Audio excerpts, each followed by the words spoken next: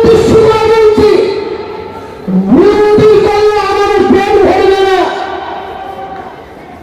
মসজিদ করলে আমাদের পেট ভরবে না, ধর্মস্থল আমাদের দরকার। আমি মনে করি ভারতবর্ষে আর মসজিদ করার প্রয়োজন নেই, মন্দির করার প্রয়োজন নেই, গির্জা করার প্রয়োজন নেই, গুরুদ্বার করার প্রয়োজন নেই।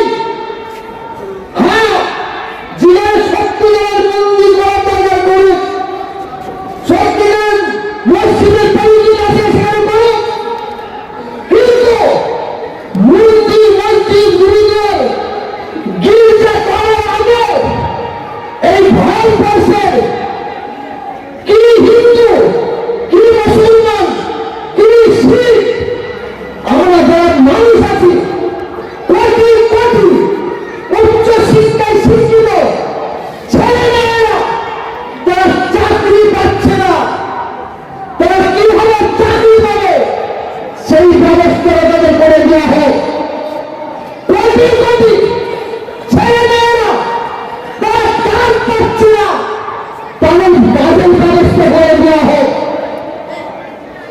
দুঃখের সঙ্গে বলছি, আজকে এখানে নেই আমরা ভারতবর্ষের মানুষ, আজকে আমাদের এখনো একটা বন্ধন দিবার জন্য মানুষের ব্যবসায় যেতে হয়, আর শাড়ি দেওয়ার জন্য মানুষের ব্যবসায় যেতে হয়, আর লুঙ্গি দেওয়ার জন্য মানুষের ব্যবসায় যেতে হয়।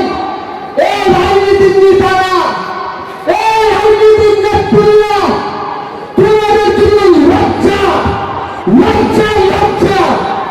আজকে তোমরা নিজের স্বার্থের জন্য মন্দিরকে একদিকে রেখে আর মসজিদকে একদিকে রেখে হিন্দু মুসলমানের মধ্যে লড়াই লাগিয়ে তোমরা চেয়ারে বসে চক্রান্ত করছো, আর সে সুযোগ পাবে না।